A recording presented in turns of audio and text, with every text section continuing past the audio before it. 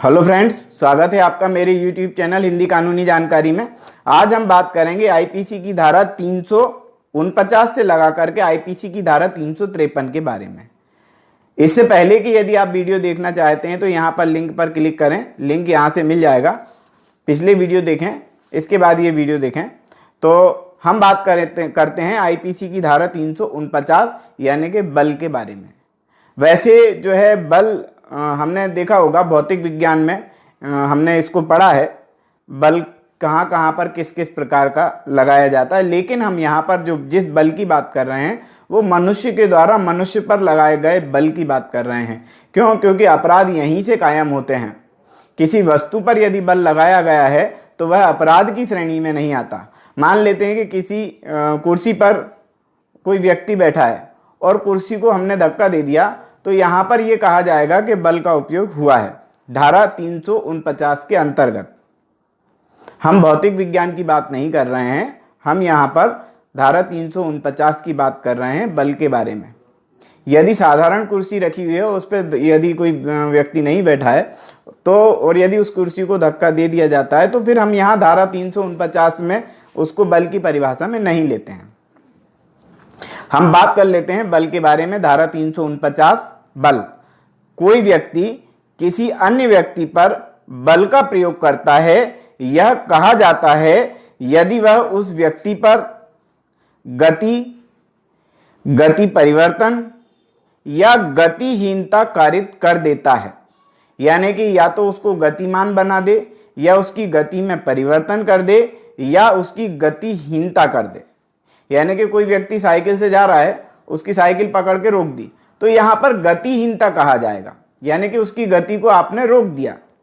यदि मान लेते हैं कि कोई नाव है, नाव जो है किनारे से लगी हुई है और किनारा जो है रस्सी से उस नाव को बांध करके और रखा हुआ है किनारे पर, लेकिन कोई व्यक्ति जाकर के उस रस्सी को खोल देता है, तो ये कहा जाएगा कि उस व्यक्ति ने नाव को चलाने के लिए जो है बल का प्रयोग किया है। तो हम बल के बारे में समझ गए हैं कि बल क्या चीज होती है। तो गतिहीनता कारित कर देता है जिससे उस पदार्थ का स्पर्श या उस अन्य व्यक्ति के शरीर के किसी भाग से या किसी ऐसी चीज से जिसे वह अन्य व्यक्ति पहने हुए, मतलब कपड़े वगैरह पर। अब जैसे किसी ने जो है धक्का दिया किसी व्यक्ति को, तो वो ये नहीं कह सकता है कि मैंने तो कपड़ों को धक्का दिया था। तो भाई कपड़े भी तो इंसान पहने हुए है ना, इस प्रकार से। तो ऐसी किसी चीज से या अन्य वस्तु जो व्यक्ति पहने हुए या ले जा रहा है, कोई चीज ले जा रहा है तो भी उसको भी माना जाएगा कि उस पर भी बल प्रयोग किया गया। मान लेते हैं कोई बाल्टी में पानी भर के ले जा रहा है, अपन ने बाल्टी को जो है जोर से हिला दिया, हाथ में पकड़े हुआ था व्यक्ति, तो ये माना जाएगा कि फिर भी आपने बल प्रयोग किया। यानी कि कोई व्यक्ति कोई सामान ले जा रहा है, उस पर भी बल का प्रयोग किया जा रहा है।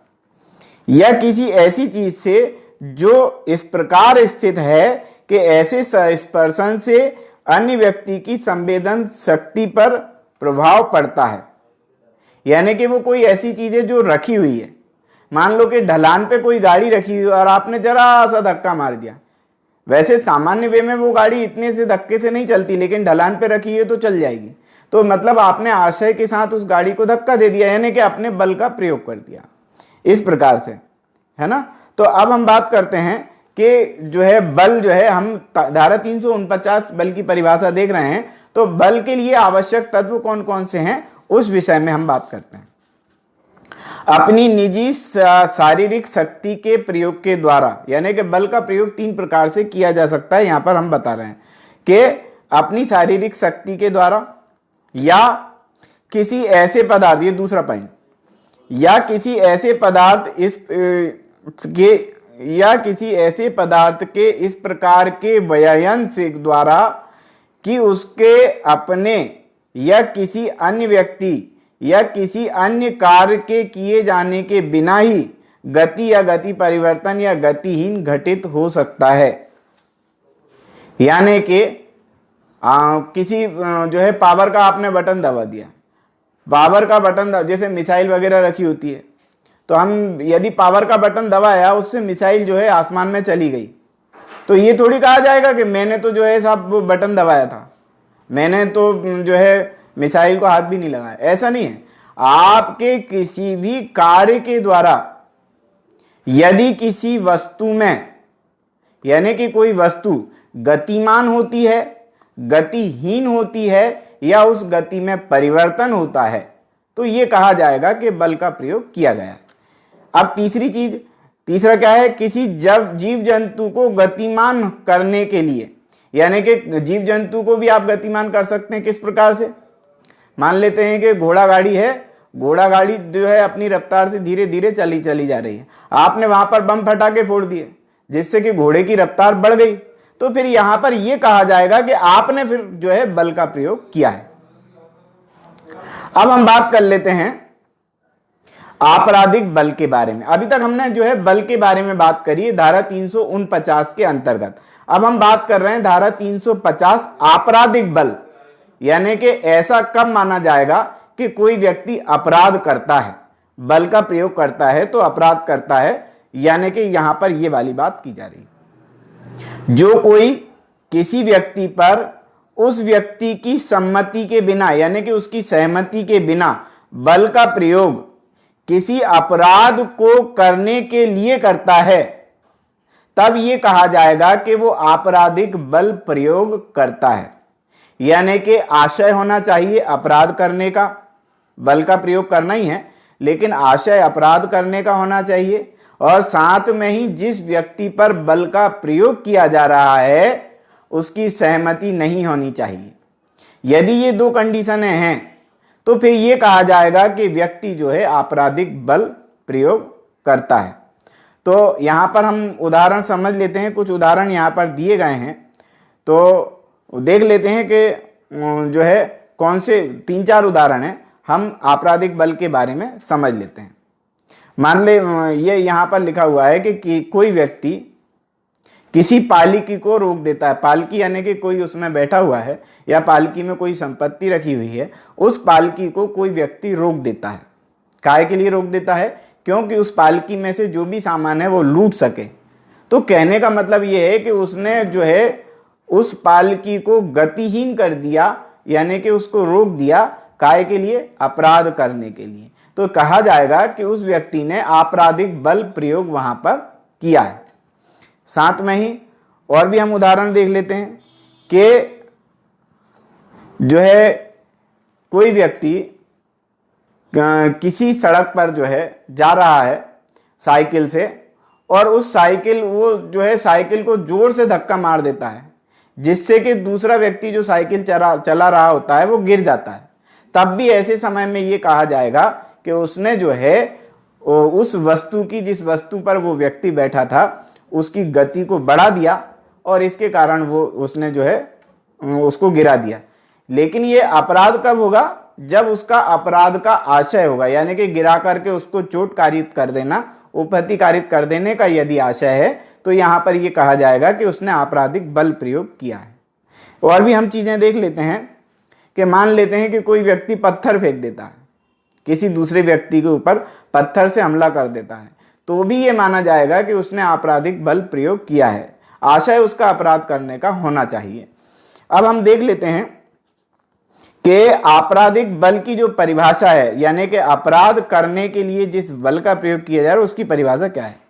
क्या किसी व्यक्ति को किसी अपराध को करने के लिए, सबसे पहला पॉइंट तो यही आएगा कि किसी अपराध को करने के लिए बल का प्रयोग होना चाहिए। दूसरा क्या है? इस आशय से बल प्रयोग होना चाहिए या यह संभाव्य जानते हुए बल प्रयोग होना चाहिए कि जिस व्यक्ति पर बल प्रयोग किया जा रहा है उसकी यहां पर सहमति नहीं है, यानी कि उसको कोई चोट पहुंचाई जा रही है, भय कारित किया जा रहा है। यदि उसकी सहमति होती तो फिर ना तो उसको भय कारित होता, ना उसको चोट भी यदि लगती तो फिर वो अपराध नहीं होता, क्योंकि उसकी सहमति होती उसमें। लेकिन यहां पर सहमति भी नहीं है। तो अब आपराधिक बल प्रयोग के आवश्यक तत्व देख लेते हैं। किसी व्यक्ति पर सआशय बल का प्रयोग, और इस प्रकार के बल के प्रयोग उस व्यक्ति की सहमति के बिना किया जाना, यहां पर हमने देखा। अब हम बात कर लेते हैं हमले के बारे में कि हमला क्या होता है। हमने सबसे पहले पढ़ा बल 349 में, 350 में हमने पढ़ा आपराधिक बल, और अब हम बात कर रहे हैं 351 यानी कि हमला। 349 में बल, 350 में आपराधिक बल और 351 में हमला। धारा 351 हमला। हमला क्या कहते हैं? अब हमला किस चीज का नाम है? मान लेते हैं किसी व्यक्ति ने एक मुक्का बताया किसी व्यक्ति को मारने के लिए, तो जैसे ही उसने मुक्का बताया यानी कि उसने हमला किया, और यदि वो किसी व्यक्ति को मुक्का मार देता है तो ये कहा जाएगा कि उसने आपराधिक बल का प्रयोग किया है। आप समझ गए होंगे हमले के बारे में। मान लेते हैं कि कोई व्यक्ति किसी दूसरे व्यक्ति को मारने के लिए तलवार उठा लेता है और सामने वाले को इस बात का एहसास करा देता है कि अब वो तलवार मारने ही वाला है, तो ये माना जाएगा कि वह अपराधी वो जो है वो हमले का प्रयोग उसने किया और हमला जो है उसने किया। लेकिन यदि वो उस तलवार से किसी व्यक्ति पर वार कर देता है तो ये माना जाएगा कि उसने आपराधिक बल का प्रयोग किया है। यानी कि हमला जो है किसी आपराधिक बल को का प्रयोग करने के पहले जो तैयारी की जा रही है उसको बोलते हैं हमला, और उसके जस्ट पहले ही जो तैयारी हो रही है उसी को हमला बोलेंगे। हम कुछ दृष्टांतों से इसको समझ लेते हैं। क्या है? या पर अपना मुक्का इस आशय से या यह संभाव्य जानते हुए कि उसके द्वारा या को यह विश्वास हो जाए कि का या को मारने वाला है, तो ये कहा जाएगा कि या ने जो है का पर हमला किया है। और उदाहरण हम समझ लेते हैं कि कोई व्यक्ति किसी मुक्के को उठा लेता है और ये बोलता है कि अब मैं तुम्हें पीटूंगा, तो ये माना जाएगा कि उस व्यक्ति ने हमला किया है। लेकिन यदि वो पीटने लग जाए तो फिर ये कहा जाएगा कि उसने आपराधिक बल प्रयोग किया है। अब हम समझ लेते हैं। तो आप समझ गए होंगे आपराधिक बल क्या है और हमला क्या है। हमला जो है पूर्व की तैयारी है, और आपराधिक बल जब किसी को आपने चोट पहुंचा दी तो वो आपराधिक बल है, या किसी को गतिमान कर दिया या किसी को गतिहीन कर दिया या गति में परिवर्तन कर दिया, तो यहां पर यह कहा जाएगा कि हमला किया गया है। हमला नहीं, आपराधिक बल का प्रयोग किया गया है। और हमला कब है? जब उसकी तैयारी की जा रही है। तो हम समझ लेते हैं कि हमला जो है किस प्रकार से हो सकता है कि जो कोई व्यक्ति कोई हाव भाव से, यानी कि हाव भाव से ही हमला होगा कि अब बेटा मैं तुझे देखता हूं, मारूंगा तेरे को, आज तू बच नहीं सकता, इस प्रकार के यदि खाली बात बोली है तो ये हमले की श्रेणी में नहीं आता है। हमले की श्रेणी में तब आएगा वो जब बात करने के साथ साथ उसकी तैयारी भी सामने वाले को दिखने लगे। यानी कि आपने कहा कि मैं तुझे मारूंगा, इतना कह देना हमला नहीं है, लेकिन मैं तुझे मारूंगा कहते हुए मुक्का बना लेना या हाथ उठाने लग जाना या डंडे से पीटने की तैयारी करने लग जाना, तब यह कहा जाएगा कि हमला है। यानी कि हाव भाव या तैयारी। और क्या? इस आशय से या यह जानकर सामने वाले को पता होना चाहिए कि ये जो है अब मुझे मारने वाला है। ये भी एक इसका पॉइंट है। अब क्या तीसरा पॉइंट है? ऐसे हाव भाव या तैयारी से किसी की उपस्थिति को यह आशंका होने की संभावना हो सकती है। यानी कि सामने वाला उपस्थित होना चाहिए जिसके ऊपर हमला किया जा रहा है, और उसको ऐसा भय कारित होना चाहिए कि उसको अब वो मारने ही वाला है, तब इन सब चीजों का महत्व होता है। और हमला जो है उसको अंग्रेजी में असॉल्ट कहा जाता है। हम हमले के जो आवश्यक तत्व हैं उनकी हम बात कर लेते हैं कि हमले के आवश्यक तत्व कौन कौन से हैं। हमला किसी व्यक्ति द्वारा किसी अन्य व्यक्ति पर उसकी उपस्थिति में हाव भाव या तैयारी किए जाने को कहा जाएगा। दूसरा पॉइंट, यह जो है आशय या ज्ञान व हाव भाव या तैयारी ऐसी हो कि उपस्थित व्यक्ति के मन में इस बात की आशंका उत्पन्न हो जाए कि कोई व्यक्ति उस पर हमला कर रहा है, यह होना चाहिए। तो कुल मिला के उसकी उपस्थिति भी होना आवश्यक है, उसके अंदर आशंका भी उत्पन्न होनी चाहिए, इस प्रकार से।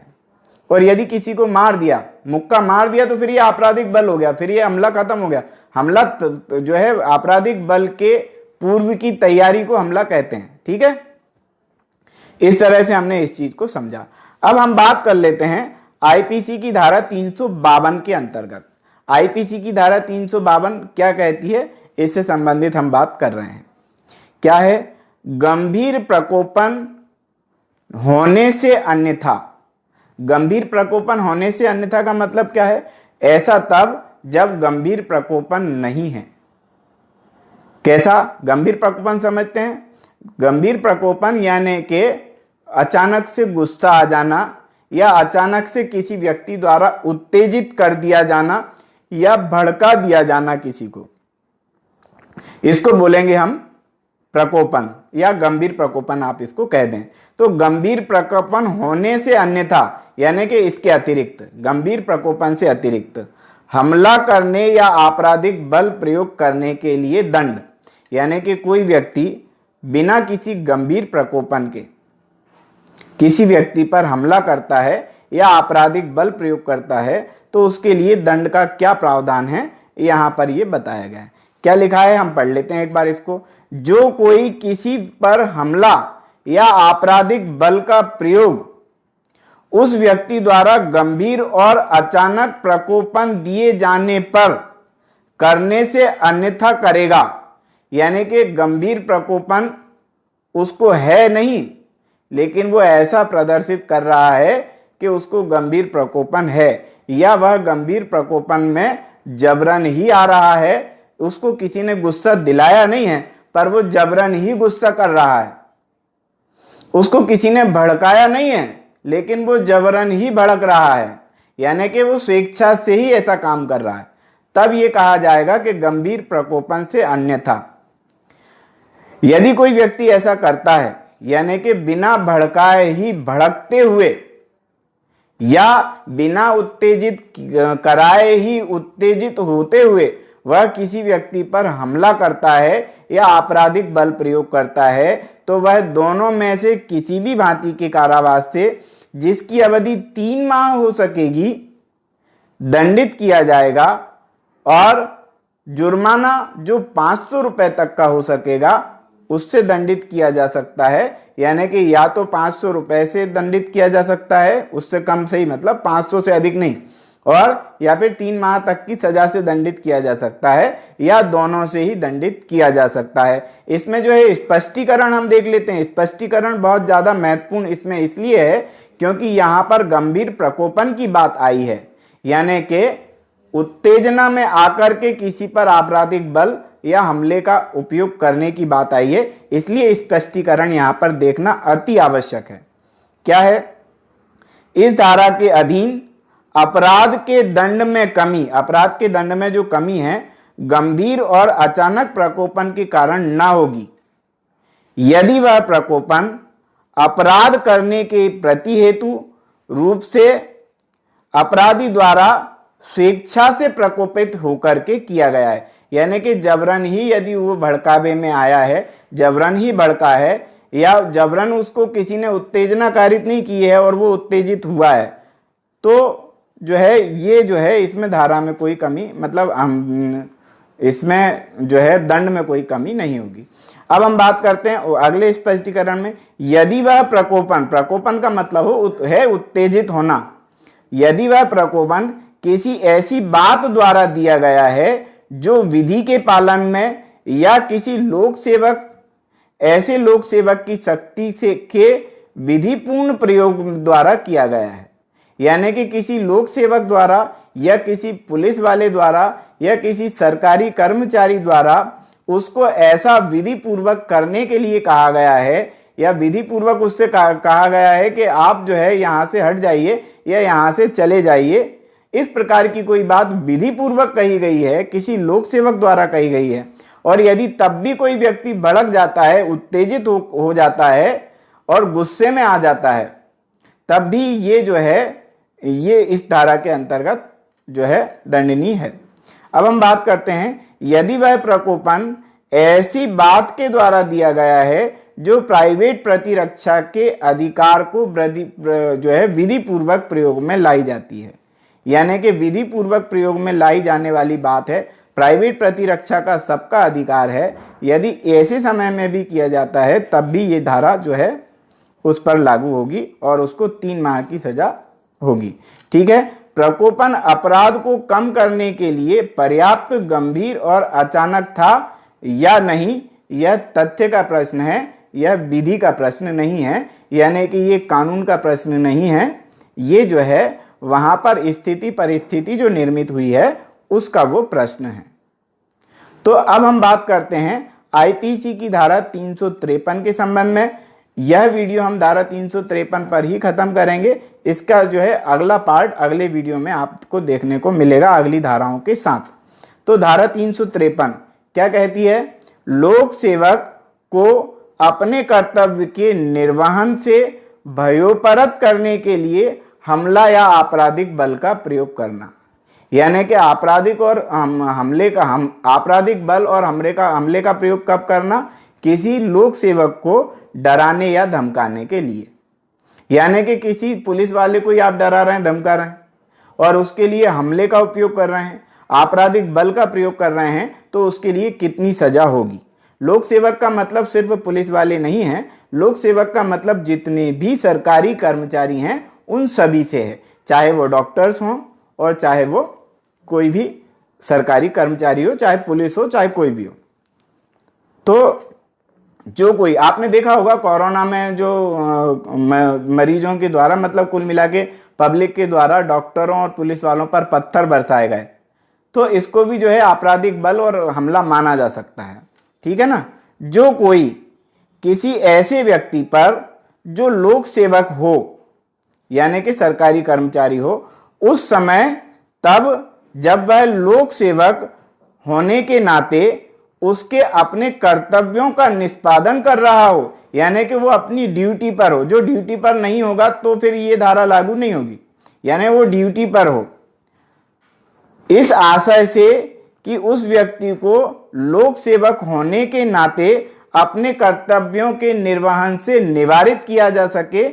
यानी कि वो जो अपना कर्तव्य कर रहा है, पुलिस वाला या डॉक्टर या कोई भी सरकारी कर्मचारी, उसको ऐसा काम ना करने दिया जाए, उसको उसकी ड्यूटी ना करने दी जाए। इस प्रकार से यदि कोई व्यक्ति करता है और ऐसा डराने या धमकाने के लिए, उसको भयोपरत करने के लिए उस पर हमला या आपराधिक बल का प्रयोग करता है, तब क्या है? तब ऐसे समय में क्या होगा? उसको जो सजा होगी वह दोनों में से किसी भी भांति के कारावास से, जिसकी अवधि 2 वर्ष हो सकेगी, दंडित किया जाएगा और जुर्माने से भी दंडित किया जाएगा। यहाँ पर धारा 353 में हमने ये देखा। अब आप सोच रहे होंगे कि ये धारा तो हमने 332 में भी पढ़ी है। तो 332 में जो हमने पढ़ी है वो 332 जो है वो किस संबंध में थी, हम यहाँ पर देख लेते हैं। वो स्वेच्छा उपहति और स्वेच्छा घोर उपहति से संबंधित थी कि कोई व्यक्ति लोक सेवक को जो है गंभीर उपहति पहुंचाता है या उपहति कारित करता है, यानी कि चोट पहुंचाता है या गंभीर चोट पहुंचाता है, तो उसके लिए क्या सजा है?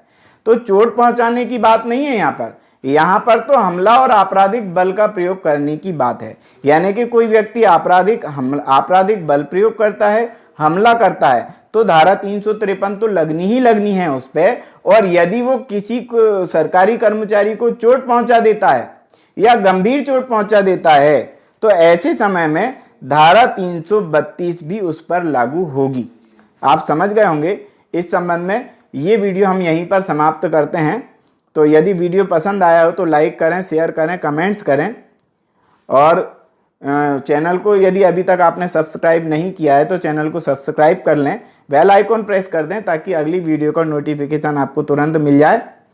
वीडियो सुनने के लिए बहुत बहुत धन्यवाद।